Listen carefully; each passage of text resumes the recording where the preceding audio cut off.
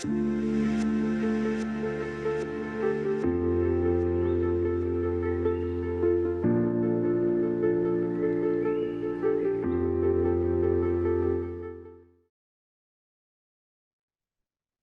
afternoon.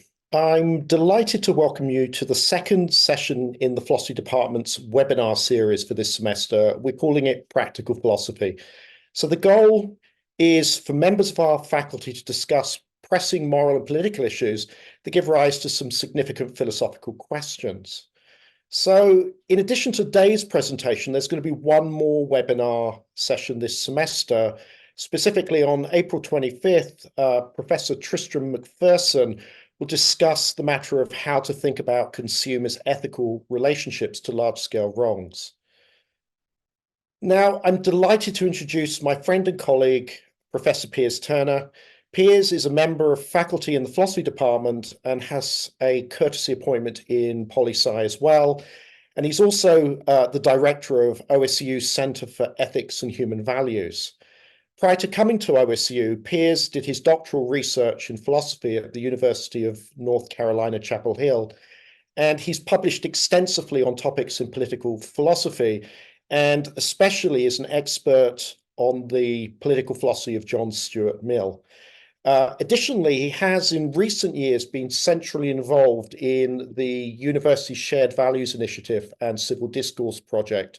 And today, his talk is going to be fairly closely related to some of the issues that arise in those university-level projects. So the talk's entitled How to Think About Promoting Civil Discourse on Campus. So I should probably say what the game plan for today is. So Piers is going to speak for about 25 minutes, and that will leave us with about 30 minutes for questions. So if during the talk any questions come to mind, please add them to the Q&A box on the webinar, and that way Piers can address them during the Q&A. Okay, over to you, Piers. Great. Well, thank you, Richard, and really appreciate being asked to be part of this, and thank you to Alex and everyone who's making it go today.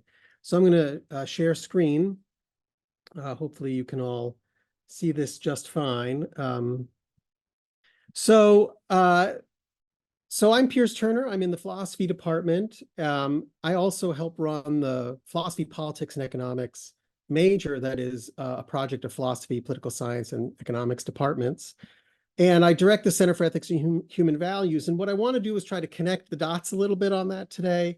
And what I want to do is really in the spirit of the series, try to explain how my work in philosophy is having I'm bringing it to bear in very practical ways here on campus with some colleagues of mine at the Center for Ethics and Human Values. So I hope that's of interest, and I'm just going to try to introduce a few big ideas, and then I'd be glad to talk about whatever it is that people would like to talk about after that. So when we think about civil discourse, right, we should start with the problem, right? And there's different ways we might think about what the problems are, but it certainly seems like we're having problems talking to each other, perhaps because people are trapped in their own ideological bubbles, hearing only from people who agree with them, and we're not as able to understand the perspectives of other people. Moreover, it seems like when we do try to talk with people we disagree with, right, we talk past each other, or it gets angry very quickly, right? We can become very short with each other very quickly. And so none of this is very conducive to civil discourse. And so what I want to do is talk about now, like, why civil discourse? And when we say civil discourse, we're talking about the capacity for vigorous and respectful discussions across disagreements on matters of public concern. And specifically, we're interested in the kinds of conversations people have that promote mutual understanding, creating the possibility for common ground, or maybe sort of shared problem solving. And the value of this is that, it expands knowledge, it promotes understanding, but it also then builds civic trust and a sense of community. Moreover, it seems to be the distinctive kind of discourse that a university is trying to provide in the national landscape.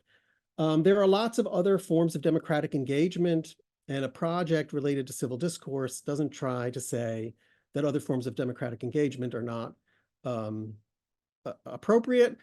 We need protesters. We need all kinds of different ways of people pressing for different kinds of issues in a democracy. But the argument we have is that there also have to be spaces for civil discourse. If we don't have those kinds of spaces that promote mutual understanding and the possibility of shared problem solving, then some of our problems are just going to get worse. They're certainly not going to get better. On top of that, we think that this kind of project that's important for our democracy, again, ties in especially well to the mission of a university. Right? It's not just that we have sort of certain shared values, as Richard already mentioned, but our mission is one that's around learning, research, public engagement. And those are all brought together when someone has a kind of civil discourse project in mind. Individually, they also help us potentially grow ourselves. And so hopefully that's enough to sort of give us a sense of like a basic problem that we're dealing with, like people are unable to talk to each other. Also the sense that we need to find ways to be able to talk to each other better, and to see that that is also ties in uniquely to the mission of the university. So how does this connect to philosophy? Well, I don't often get to talk about this with people, but I do think part of the reason that this Center for Ethics and Human Values that I'm involved in has been able to take on some of these issues so well is that a number of us have been trained in a tradition within philosophy that is sometimes called the liberal political tradition. But liberal in this sense doesn't mean the left wing. It just means in the sense that the entire American political experiment is part of the liberal tradition. Whether you're a conservative or a progressive, you're working within a liberal tradition that values certain core fundamental rights. And then they disagree about all kinds of policy issues. And in that liberal political tradition, philosophers have long worried about questions around how do you justify legitimate political authority when people really disagree about moral and political matters, right? So you think, well, this was supposed to be, for instance, what the consent of the governed is supposed to do so much work is, it might be that we disagree about a lot of things, but if we can all consent to the same institutions, the same procedures, in some sense, we confer legitimacy on those institutions or procedures, even if we have quite different views about what, say, a morally good life consists in, or we come from different faith backgrounds, right? Liberal political philosophers have been thinking about this for a long time, and there's really two main ways that they've been thinking about it. One, you might call open society liberalism. Open society comes partly from the famous book by Karl Popper called The Open Society and Its Enemies. And people like Popper, but also John Stuart Mill and John Dewey, really emphasize the importance of perspectival diversity for collective learning, and then how that can drive progress in society, right? It's the idea that none of us has all the answers. We're all fallible. We all have potentially something to learn from each other. And it's by creating the possibility of that kind of collective learning that we're able to think about different ways of doing things. Now, again, people within that tradition might disagree about the extent to which that should be done by democratic institutions or by markets or by some other mechanism, right? But basically, there's been an argument that ties the value of perspectival diversity to learning and progress. A second tradition we might call public reason liberalism. Here, the most famous figure for the last 50 years has been John Rawls. Maybe some of you have heard of him. And there, the argument really is more about the way public institutions and social norms must respect reasonable disagreement. Here, the argument is a little bit less about learning and its contribution to progress than it is just about basic respect for different people's viewpoints, and then trying to say that we need to have institutions that people with different viewpoints can converge on if we're going to respect them each and all. And so in both of these traditions, right, again, there's this focus on accommodating disagreement, or maybe even celebrating disagreement, tolerating different kinds of social experiments, embracing different kinds of viewpoints so that we can either move forward together or respect each other as a community. There's a lot more we might say about these different traditions, but hopefully that gives a little bit of a flavor. And you could imagine there's been really robust writing in philosophy on both of these things. My own background is that I'm a Mill scholar. So I've written a lot of papers on John Stuart Mill, this 19th century British philosopher and a political economist, and briefly he was a member of parliament. And I won't go into a whole history of John Stuart Mill, although I spend a lot of time thinking about him.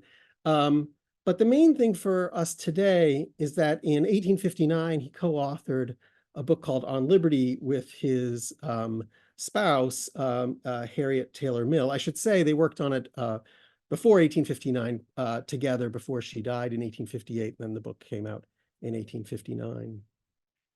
And within that book on liberty, there's a chapter called Of the Liberty of Thought and Discussion that is still probably the single most influential essay on freedom of discussion that people cite regularly. And so maybe I can just say a couple words about the Mills.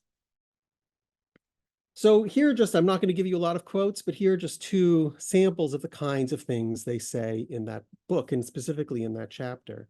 They say the source of everything respectable in man, either as an intellectual or as a moral being, is that his errors are corrigible. He is capable of rectifying his mistakes by discussion and experience. And they also say all silencing of discussion is an assumption of infallibility. And again, I won't go into all the arguments of this great book, but they make the case, right, that if we're going to try to make progress and we acknowledge our own limitations, right, we have to live in a society that you might think of as an open society, a society where we're committed to open-ended inquiry, right, where we see the possibility of learning from others, and where I think the core thought is that to be committed to what's best, right, to be committed to justice, to be committed to some ideal, is not necessarily the same as being committed to your current conception of what's best or what justice is or what the ideal might be, right? We all have things to learn from each other. And so we need to, what we need to do is try to develop a tradition where we can, create the conditions where we all are able to learn from each other. That's very much the spirit of the open society liberalism that I laid out before. So that's all I'm going to say about that for now, but just try to give you a flavor. It's like philosophers have been thinking hard about these questions for a long time, about human fallibility as a kind of a feature of like what we can know or can't know, and then how that should appear in our political lives with each other, and how that will affect the way we think about the justifiability or the legitimacy of political institutions. So the reason this is, well, part of it's been interesting for me is that the chance I've had at Ohio State to try to bring some of these very big picture ideas into practice through a civil discourse for citizenship program that the Center for Ethics and Human Values has started, and a bunch of related work that we've been pleased to do with partners at the university. And I want to say that all of this work that I've been involved in has also been with colleagues at the center, including Eric McGilvray in the Department of Political Science, Winston Thompson in the College of Education and Human Ecology, Aaron Yarmel and Catherine Joyce at the Center for Ethics and Human Values itself. And if you're out there and are just curious about the kinds of things we're doing, we'd be very happy to hear from you and come and meet with you and work with your groups. So what can I tell you about the center? The Center for Ethics and Human Values, very briefly, is a university-level center that reports to the provost.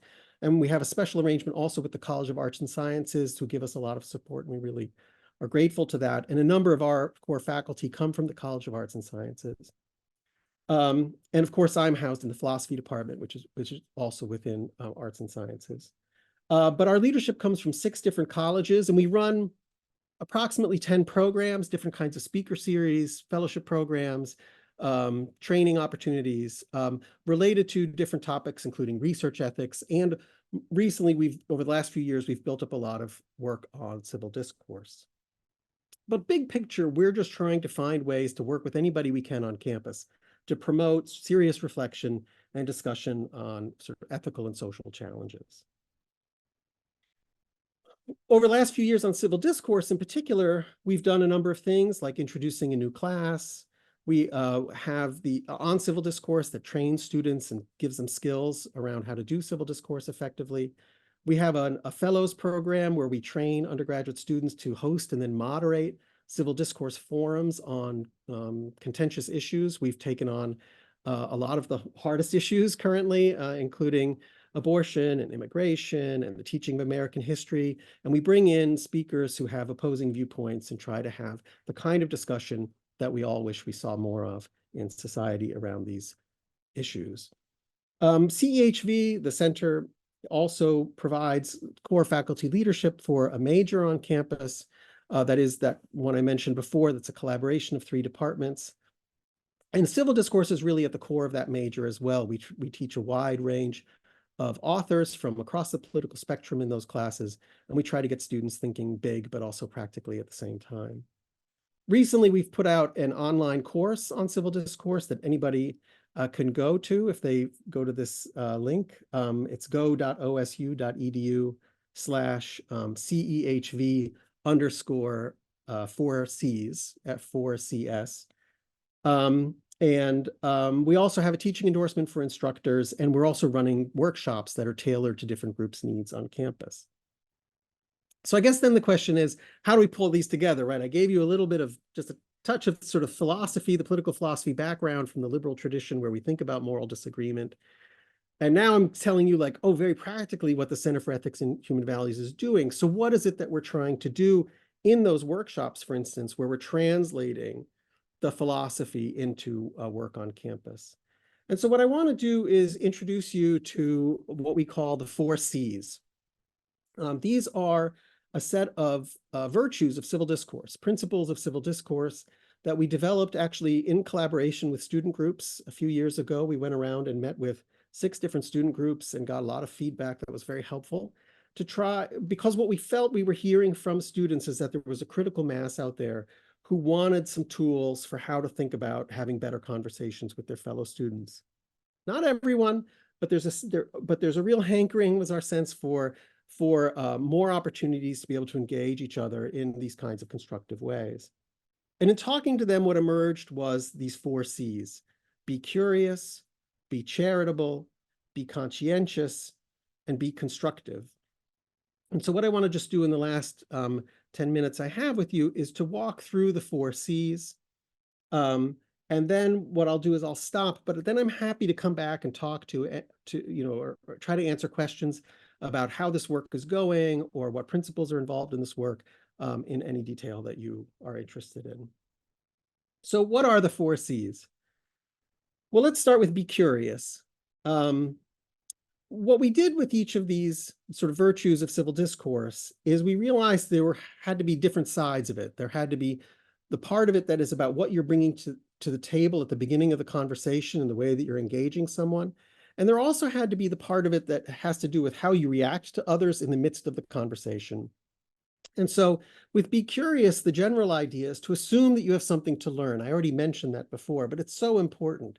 If you come into a conversation where you think you don't have anything to learn, it's hard to really engage in any kind of conversation that's going to promote mutual understanding at all.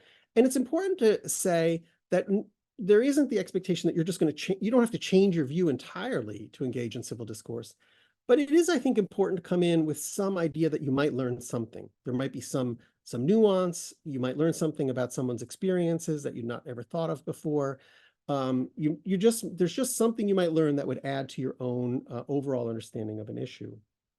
But if you're going to do that, then, right, you have to come with some humility at the beginning, where you have to be able to think about, like, at least what might make you change your views, and what you might not already know. Moreover, in responding to others, you have to have some receptivity. You have to be able to listen and be able to hear what someone else is telling you that might, in a way that might inform your views. So we often disagree about what key concepts mean, how to weigh competing values, and how to evaluate evidence. And so civil discourse means that we remain open to the possibility that people we disagree with might have something to teach us. So be charitable. Charitable is a little bit of a philosopher's term. We try to be charitable to other people's arguments is a common thing that philosophers talk about, but is not as common outside of the classroom. But we decided to use the word anyway because it really captured what we wanted to get at in a number of ways. So when we say be charitable, the first thing we mean is to assume that each participant has good intentions. And partly what this means is to empathize with them. It means when you are sort of characterizing their views or engaging them, try to describe their view in a way that they could recognize and accept. Moreover, if you're talking with someone and some kind of mistake is made, or even if something offensive is said, or there's some way in which it just feels like some line has been crossed, I think it's really important for civil discourse that there be some opportunity and some way back for people, or for there to be some forgiveness when there's been some kind of a mistake in conversation. Too often, when we're trying to win arguments and someone makes a mistake, we jump on them and we don't give them the opportunity to rejoin the conversation. But of course, if you're really trying to engage in a project of mutual understanding in an effort to promote civic trust, you have to create opportunities for people to be able to make mistakes and still come back from those mistakes. This is a very hard virtue. Assuming people have good intentions is not always an easy thing with people we strongly disagree with. And so I think it's important to recognize that civil discourse is a fragile thing. It could easily break apart. But it has to, I think, begin with the idea that the other person is also trying to engage with some good intentions. And insofar as they maintain that and you maintain that, then I think there's an opportunity for progress. Okay. So that's be curious and be charitable. So be curious, just to remind you, is kind of the thing about knowledge and accepting that you might not know everything. Being charitable then was kind of about the interpersonal component of it, remembering that you're talking to a real person who's coming from a certain perspective, hopefully has good intentions, and you want to try to respect that interpersonal component of civil discourse. The third part of our model with the 4 C's is be conscientious. And this part the way we think about it is about focusing on good reasoning. Is that at some point now, if you're curious and you're being charitable, then there's the opportunity to also begin to focus on, are people proportioning their claims appropriately to the evidence? Or are people being hyperbolic? Are people making broad generalizations where they should be qualifying their claims in certain ways? All of this ends up being quite important, I think, to maintaining civil discourse and also trying to achieve some better mutual understanding. So it's really important to listen carefully and to speak thoughtfully, and in particular, to be fair to someone else's views, so that you're not exaggerating the strengths of your own views or the flaws of others. And then it's also then important when you're challenged on your views, where someone says, well, maybe you're making too strong a claim, right? That you're willing to hear that and be resilient and potentially be in a position where you can adjust the strength of the claim that you're making. So being conscientious is really important. You can't just jump right in to being conscientious. But once you've got the trust in place, where both sides are being curious and charitable, then I think it becomes possible to focus on these considerations. The last of the 4 C's is be constructive. Oh, sorry, I was just noticing something in the chat. I see. Okay. So be constructive then says, okay, if you're curious, if you're being charitable to the person you're talking to, and if you're being conscientious about the reasoning, what's possible at that point? As I said earlier, no one's expecting anyone to completely change their views in a conversation like that, although that would also be a fine outcome if someone were convinced of something. But I think the aim of civil discourse is to just, speaking very plainly, is to just try to make it the case that the next time you have that conversation with someone, it's not the exact same conversation, right? So what could that mean? Well, it could mean that you understand their view better in a way that allows you to go home and think about like what their values are or what kind of empirical data they're appealing to.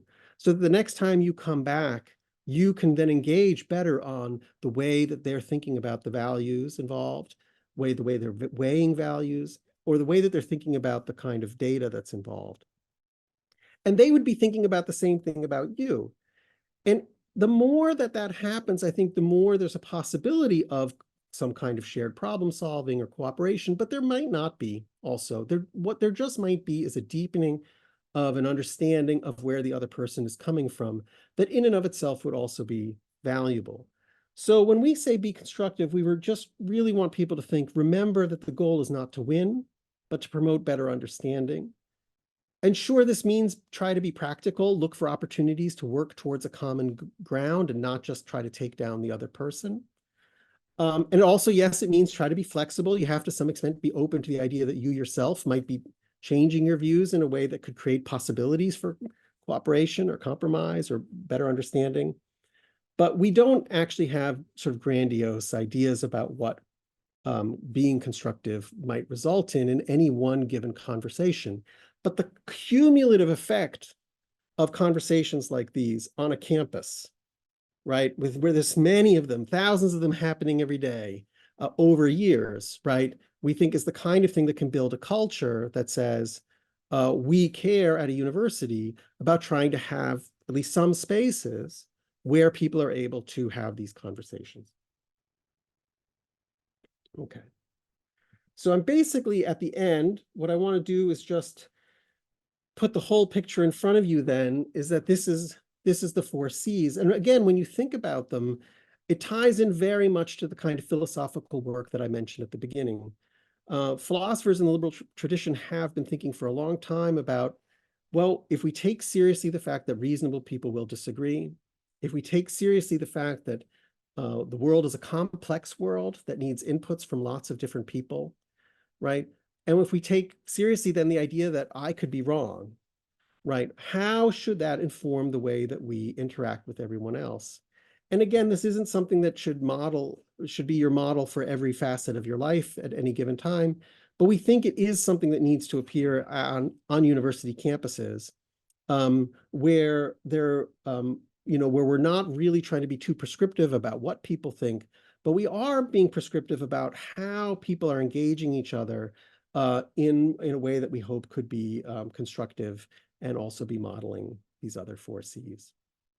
So, okay, so that was just a starter. And again, I'm very happy to try to answer questions from people. And I'll just say thank you again for having me here. And I'll stop share. Thanks.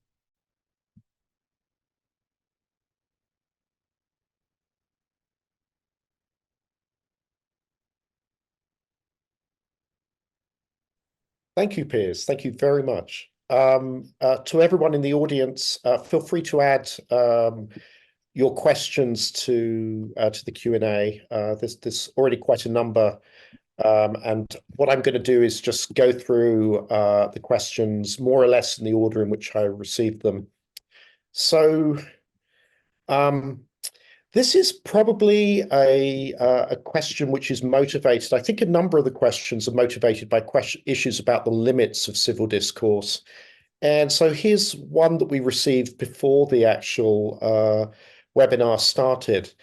And it goes as follows: how can you have a meaningful discussion with individuals who embrace alternative facts and consider that their opinion is equally valid as a verifiable fact? Yeah, that's a great question. And there are kind of 2 sorts of answers. One is the depressing answer, which is that it might be very hard and maybe impossible to get civil discourse growing, especially if what you're imagining is that the other person is not curious at all, right? If what you're imagining is the other person or you yourself, right, are just committed in a way that means you can't even begin to listen to the other person. And it's not to say that you have to listen to people who are,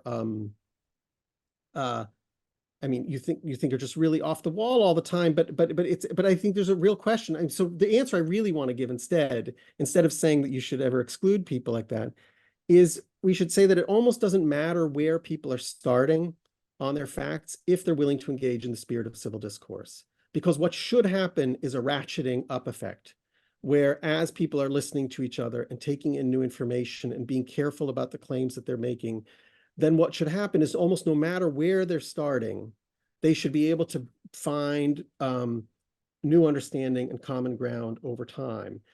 So that's really what the hope is. But of course, I do want to say civil discourse is a fragile thing. And as soon as anybody becomes too dogmatic or is unwilling to listen or is just unwilling to say why they believe something or how they're weighing their values or where they're getting their information from in a way that they're then willing to hear if they think the information is undermined in some way, right? These things can fall apart in lots of ways. Thank you. So there are a number of other questions which probe questions about the limits of civil discourse. But first, I want to ask a question from Dan Barrett, which is more concerned with the relationship between what you characterize as the 4Cs approach and maybe other approaches to civil discourse. So the question is this: does the 4Cs approach correspond with other civil discourse or engagement approaches outside of the philosophy? Is this a common approach or more unique? I think that there are a number of different things that people think about when they think about civil discourse. And so in some sense, this is focusing on certain kinds of issues rather than others that you might think of as being important to civil discourse. So I don't want to say that this is a comprehensive kind of approach. Um, um, uh, on the other hand, I think the things we're capturing with the 4Cs are things that are commonly captured when people think about the importance of, say, hearing other ideas on campus and being able to learn from each other. So we are capturing for instance, the be curious is capturing this idea of epistemic humility or fallibility. That's just a very common theme in any discussion of civil discourse. This idea of we're using the word charitableness, but if the underlying idea is that you have to be sort of willing to see that the other person potentially has good intentions and take them seriously when they're sincere, even if you think they're terribly misguided, right? That is also a common theme in discussions about civil discourse. The idea of being constructive, of course, is an important idea. The very, people who are leading some of these discussions around civil discourse, for instance, like Danielle Allen at Harvard, right? There's a commitment to the idea that we need to find ways to build civic trust, that the current polarization, the current situation in the United States is not a good one in terms of public discourse. And so there has to be some skill building, some kind of modeling where people at least take seriously the idea of needing to listen to each other and understand each other better, even if they disagree. So I think that what we're saying is, just to go back to the original question, there are a lot of different models out there, and I think that a lot of them are good, and you could Google sort of civil discourse models and you would find a number of different things. We created our own because we wanted it to resonate with our own students here at Ohio State. And then we were very happy to sort of come to a model that made a lot of sense to us and we thought pretty efficiently captured things. And so we'd be glad for other people to pick up on this, but we don't think the ideas are sort of entirely our own. Thank you. So just a quick follow-up. Are there, for example, prominent ideas associated with civil discourse that you explicitly don't include, but will be found elsewhere in other models? Or are there things that you do include that wouldn't be included in other models? Just trying to sort of further probe the question about the relationship between this and other approaches. Yeah. So one thing we do in our workshops, but what is not so much apparent immediately in the 4Cs, is the kinds of moves you might make in the middle of a conversation in order to try to maintain civil discourse. Okay. So actual skill building. So for instance, one common thing that is is really an excellent way of trying to maintain civil discourse is that when someone has told you something, is to try to repeat back to them in terms that you think they would understand, that they would accept what they have just said to you. That kind of move, which feels very simple, but people rarely do it, but it makes the other person feel heard. It makes the other person feel understood. It builds the kind of trust in the conversation that then allows for the next steps of the conversation to potentially happen, because I've just said back to you the very thing that you took yourself to be saying to me. So in our workshops, we do more of the actual some of the dialogue skill building when that's what people are asking for, as opposed to just sort of the general principles. But there's also things related to civil discourse, for instance, around bias training, that kind of thing, being aware of the kinds of biases we might have. And our model is not specifically focusing on that kind of question, although there are other people who are doing work that's under the heading of civil discourse that, for instance, focus more on that kind of issue. Great, thank you. So this is from an anonymous attendee, but I think it's a rather interesting question. It regards the relationship between how you conceive of the university's mission and civil discourse. So the question goes as follows: can you say a bit more about what you mean by the mission of the university? And if civil discourse is tied to the mission in some way, what is that mission and what is the connection between the two? Yeah, brilliant. So the mission of the university, which you can find on the university's website, if you search, Ohio State shared values, you get a very nice page that has the mission of the university, but also Ohio State's shared values. And I think the really important thing to appreciate if you go to that page is that the shared values are all in service of the mission. And so what is the mission? Well, I think there's two crucial things here for the civil discourse conversation. One is that universities are like ours are public universities. And so they have to answer to the entire public. And so we just have to think about what that might mean. There are many, many different communities at Ohio State, many different communities in Ohio, many different communities nationally that are sending students to our campus. And so with all kinds of different viewpoints and all kinds of different backgrounds, and we have to think about what it means to create a campus culture that is welcoming to people from all kinds of different backgrounds. The second part is that it's about learning, right? So if a university like ours, has a research mission and an educational mission, right, and a sort of teaching mission, but it also has a kind of public service mission. But just focus in on the research and teaching part.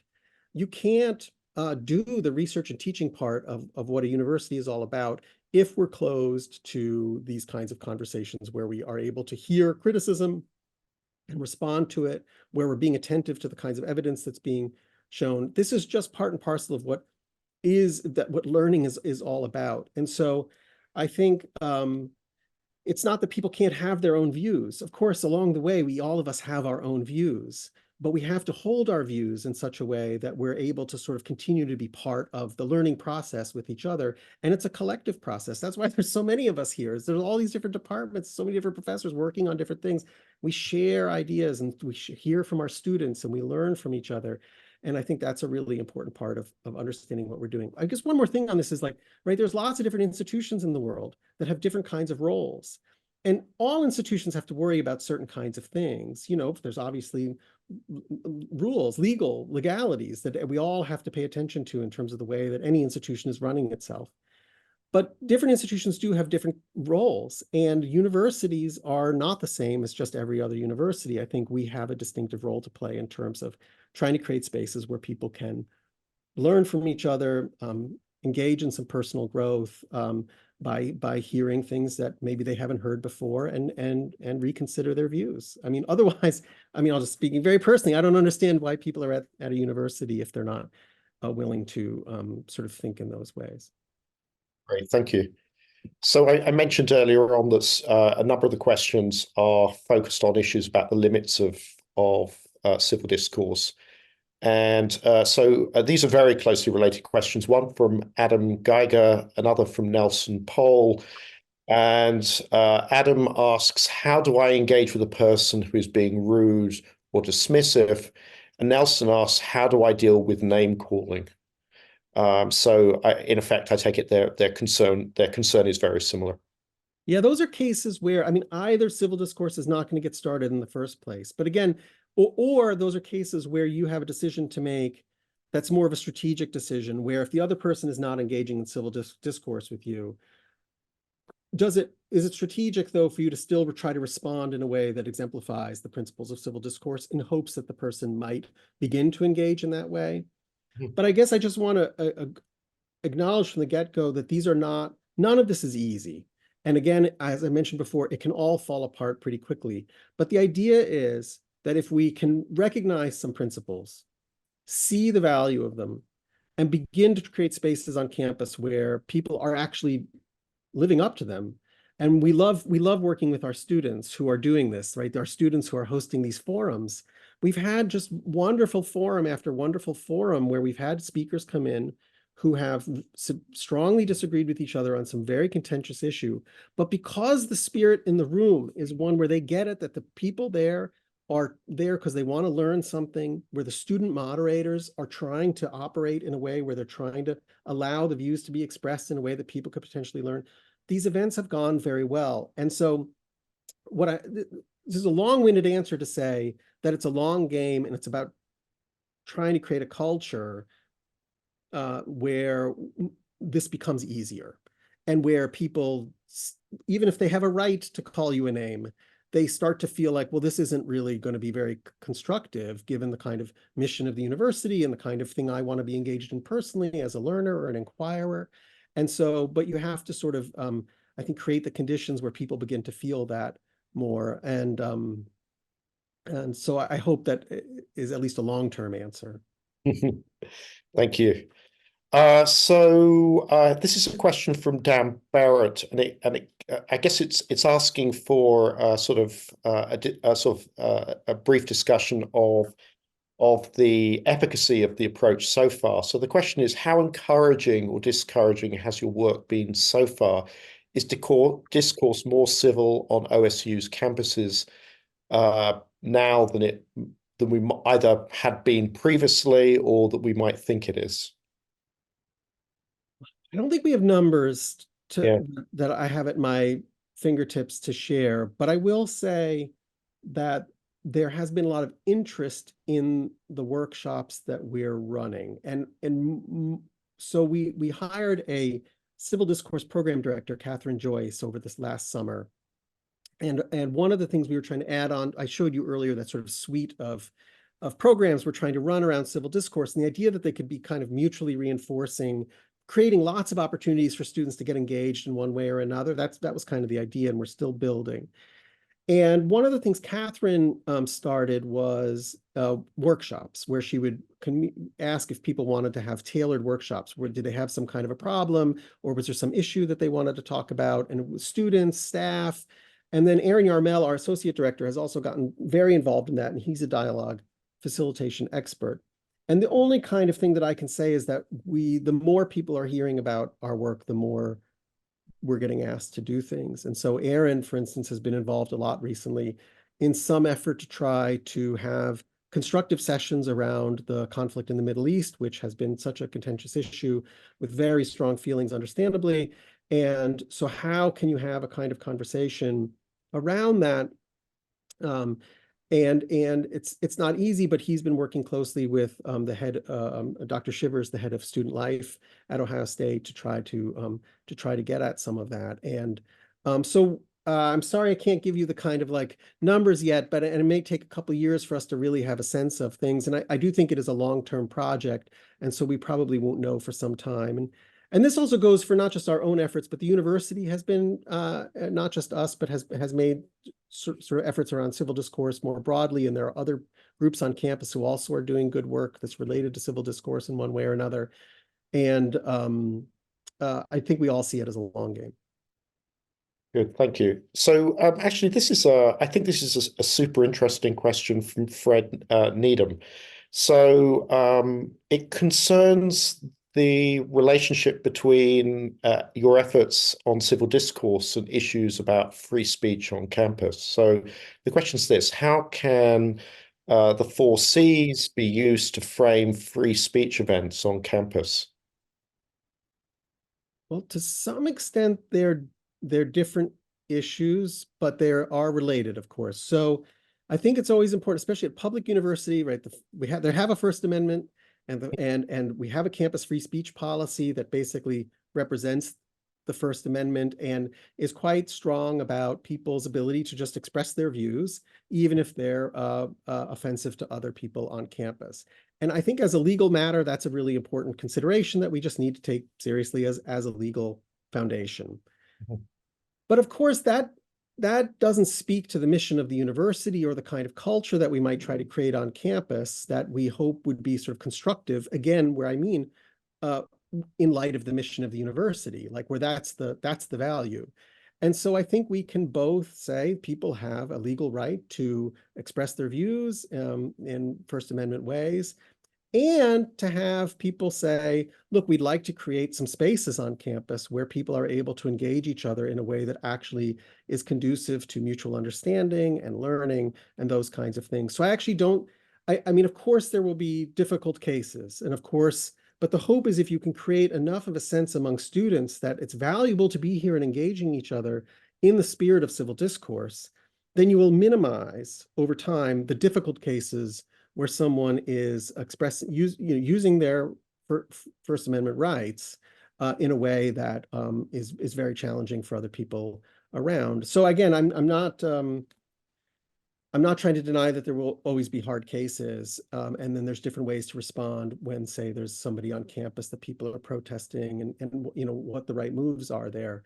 But for our purpose here right now is to try again to help create a sense among students and opportunities for students and spaces on campus where people can be engaging in the ways that I think a lot of us, whatever our political views are, view as the constructive ways of engaging each other and as something that's important for the future of our democracy.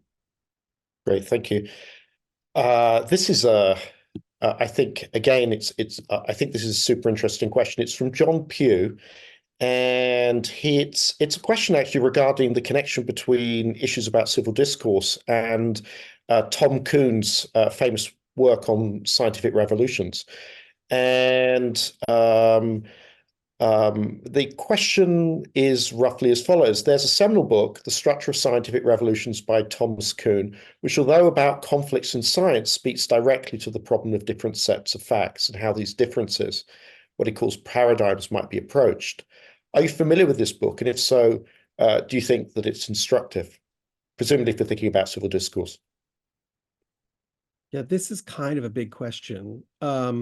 I'll just say my own personal view is that I think some of the ways that Kuhn's views have been taken with respect to paradigms, and then people operating within paradigms and then being unable to communicate effectively with people in other paradigms have been overstated. And that my feeling about the way, so I used, this is in an earlier part of my life, I used to think a lot more about philosophy of science. But in that time when I was reading this stuff more, is I felt again that it was overstated, and that actually I do believe that scientists can be operating can operate with different paradigms at different times, can switch between them, can have useful conversations with each other where they're using sort of different theoretical frameworks, because there sometimes are problems that they have in common that they're able to then see how the different theoretical frameworks do with respect to addressing certain kinds of common problems. And so I guess what I want to say is I don't deny, of course, that language shapes how we think. I don't want to deny that, like, when you have theories, that those shape how we view the world. I don't want to deny that concepts are, very important for, again, thinking about the way, the way we sort of order ourselves in our social and political lives. I think all of that is true. I just want to put a limit on it. I just want to say, I think that it presents challenges, but doesn't put us sort of in such linguistic or conceptual cages that we can't actually sort of communicate with each other and be able to learn from each other given certain shared problems that we might have. Right, good. And maybe I'll just add, because this falls more in my area of interest than much what you're talking about. But when Kuhn talks about the incommensurability between paradigms, he spent a lot of time later in his career trying to clarify, in fact, that he thought there was a possibility of communication, and he thought there was the possibility of rational resolution between people embedded in different paradigms. And he wasn't suggesting that the facts were in any strong sense, as it were, that there were no facts on these matters. But which is not to say that there aren't sort of political matters that are affecting how science operates. There's institutional factors in science, just like there are other places. So I don't mean to deny, I don't think you are either, sort of that there's something to all of that. But it's just the extent to which it makes certain kinds of conversations impossible, I think sometimes has been taken too far. Right. Thank you. Another question. This is from Emma Zhang, and it's concerned with the manner in which people's aims or priorities in going into conversation might affect the success of civil discourse. Emma says, I think the challenge to civil discourse lies in the common tendency to prioritize self-preservation over genuine engagement with diverse perspectives. Often individuals enter conversations with the primary goal of protecting their own beliefs, using other viewpoints and examples only as tools to reinforce their preconceived notions. I believe that this approach is effective when I actively seek out the opinions of others rather than cling to my own beliefs that I don't want challenged. When others challenge me, does this obligate me to maintain a civil discourse that is open-minded? Quite a lot going on there. Yeah, so if I understand it all, I mean, I think I want to agree with a lot of the first part of the question. I do think, and it is to just emphasize that, I guess the thing I'll just say is that civil discourse is hard, but it does require, I think, maintaining each of the four C's. So if someone stops being curious at some point, then that is a real obstacle to civil discourse. Or if someone is not being constructive in the ways that I described, but is actually there just to win the conversation, then that also gets in the way of civil discourse. And again, I want to say it's not that you can't, it's not that we always have to be doing civil discourse, but if we don't have places where we're able to maintain a kind of open-mindedness, at least with respect to the certain things, or the mere possibility that we could learn something from others, and also, I mean, that's why we put in the resilience. Part of your question is about the resilience too, when someone challenges you. That's one of the really hardest parts about this. And so if you look at, I mentioned before, we have this online course, but one of the things we have in that online course, which I don't think I can share the link. I'm putting the link, I think, to hosts and panelists, but I don't know if that can be shared more broadly. One of the things we do is provide videos, and one of the videos is of a case where people are interacting and one person is having to show a great deal of resilience, where they're being sort of challenged very strongly by someone else. And we want people to think about, like, the value of that, even if it's hard. Good. I think this relates to again issues about people approaching contexts of discourse in ways that are not conducive to that discourse being civil. How do we referee the boundary between hate speech, what might be called a political perspective, especially given that this can be highly subjective? It's a great question, and one of the hard questions. So I'll just sort of say very on a personally, but not being very confident about exactly how to police these issues. I think, at least as a first position, that if someone is coming into the conversation really exhibiting the four C's, where that means they're really offering a view in a sincere spirit, where they're really open to hearing alternative viewpoints and maybe changing their mind, I basically think almost any view could be expressed in that context if it's in that spirit. And we would have to find a way to sort of take it seriously. That said, I fully recognize that there are some views that someone might have about that are like subordinating, that view an entire group, say, for instance, as some kind of subordinated group. That, in a sense, is like in tension with the very idea of civil discourse itself, where if in civil discourse, the idea is that I'm supposed to take you seriously and you're supposed to take me seriously, there's a kind of presumption of equality of some sort. right? That we're going to be able to listen and hear from each other and view each other as someone from whom I could learn and potentially change my view. So it seems like certain kinds of subordinating views, right, are really just incompatible with civil discourse.